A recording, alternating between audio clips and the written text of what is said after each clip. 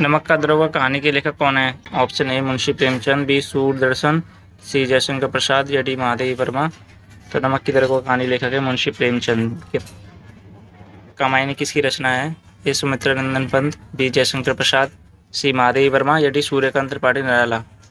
कामायनी के लेखक हैं बी जयशंकर प्रसाद। तीसरा प्रश्न है, हिंदी का पहला महाकाव्य कौन सा था? रामचरितमानस, बी कुंभन दास, सी प्रिय प्रवास या डी सूरसागर। हिंदी का पहला महाकाव्य था सी प्रिय प्रवास। अगला प्रश्न है, बच्चन किस प्रकार की कविता के लिए प्रसिद्ध हैं? ए वीर रस की कविता के लिए, बी श्रृंगार रस, सी भक्ति रस या डी हास्य रस। चौथे का सही आंसर है ऑप्शन बी, श्रृंगार रस के लिए प्रसिद्ध है बच्चन।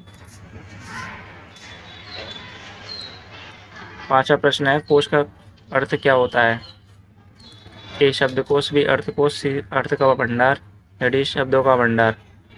शब्दकोश का सही अर्थ है, कोश का सही अर्थ है शब्दकोश।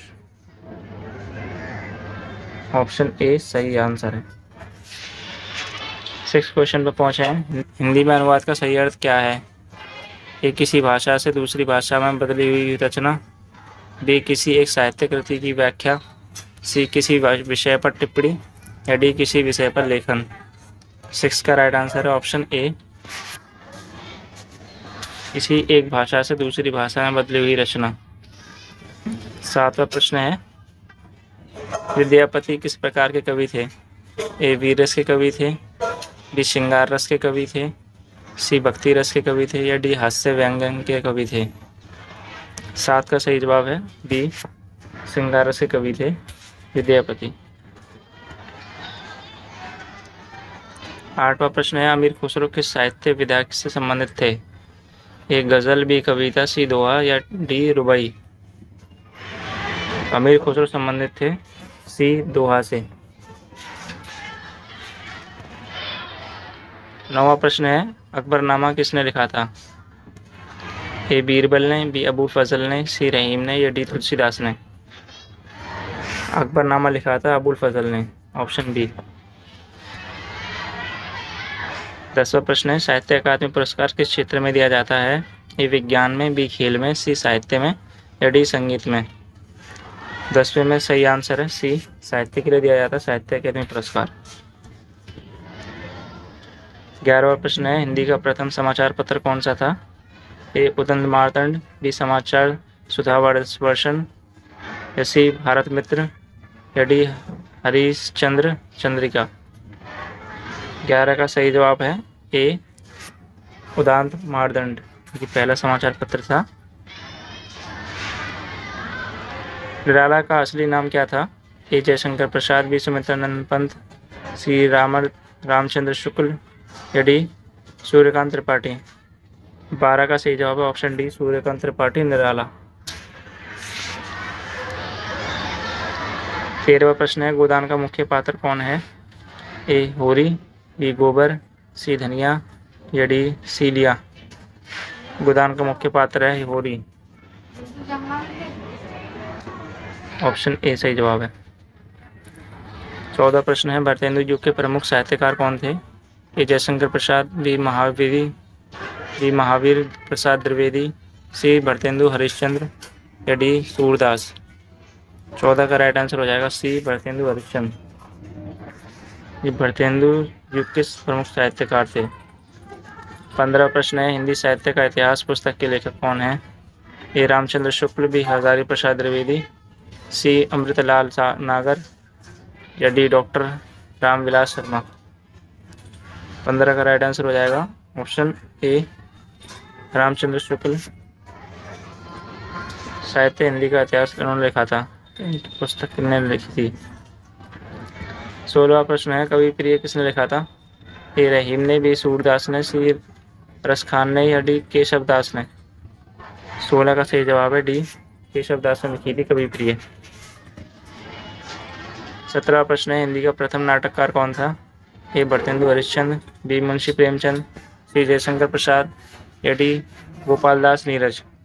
17 का सही जवाब है ऑप्शन ए, भारतेंदु हरिश्चंद्र थे हिंदी के प्रथम नाटककार। 18वां प्रश्न है अनुवाद शब्द का सही अर्थ क्या है। ऑप्शन ए एक भाषा से दूसरी भाषा में बदलना, बी एक साहित्यिक कृति की व्याख्या करना, सी किसी विषय पर लेखन करना, या डी किसी घटना का वर्णन करना। 18 का सही जवाब है ऑप्शन ए। अनुवाद का सही अर्थ है एक भाषा से दूसरी भाषा में बदलना। 19वां प्रश्न है हिंदी का राष्ट्रीय उपन्यास कौन सा माना जाता है। ए गबन, बी गोदान, सी निर्मला, या डी चित्रलेखा। तो 19 का सही जवाब है ऑप्शन बी गोदान। 20वां प्रश्न है शतरंज के खिलाड़ी किसके द्वारा लिखी गई कहानी है। ए रविंद्रनाथ टैगोर, बी मुंशी प्रेमचंद, सी सुदर्शन, या डी जयशंकर प्रसाद। शतरंज के खिलाड़ी लिखी गई है मुंशी प्रेमचंद के द्वारा। 21वां प्रश्न निम्नलिखित में से किस शब्द का सही रूप क्या है। ए मिराज, बी मिराज, सी मिरज, या डी मिराज। तो इसका सही ऑप्शन है option B Miraj.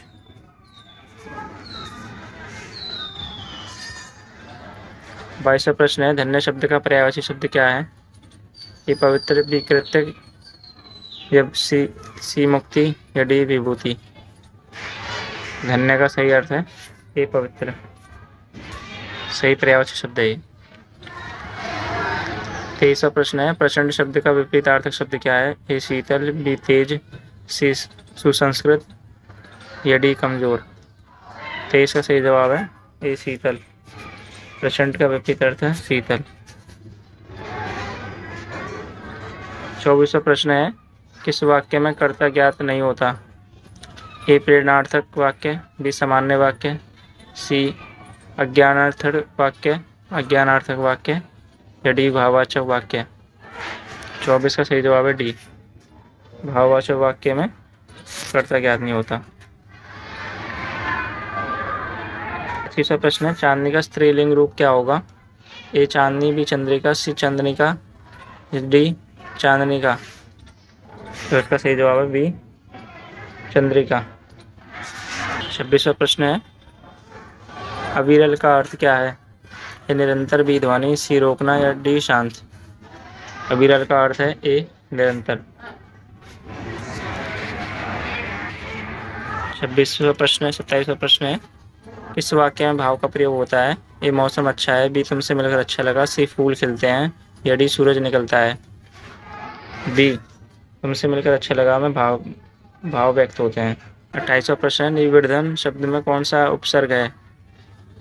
A V, B निर्वी, सी निर्विधन, या डी नी। 28 का राइट आंसर है डी नी में उपसर्ग है। 29वां प्रश्न है कौन सा वाक्य अशुद्ध है। वह स्कूल जाता है, वह स्कूल जाता है, वह स्कूल गया था, वह स्कूल गए थे। 29 का डी गलत है। 30वां प्रश्न है निसंदेह का सही अर्थ क्या है। ए संदिग्ध, बी बिना संदेह, सी संभव, या डी असंभव। इसका सही अर्थ है बिना संदेह ऑप्शन बी।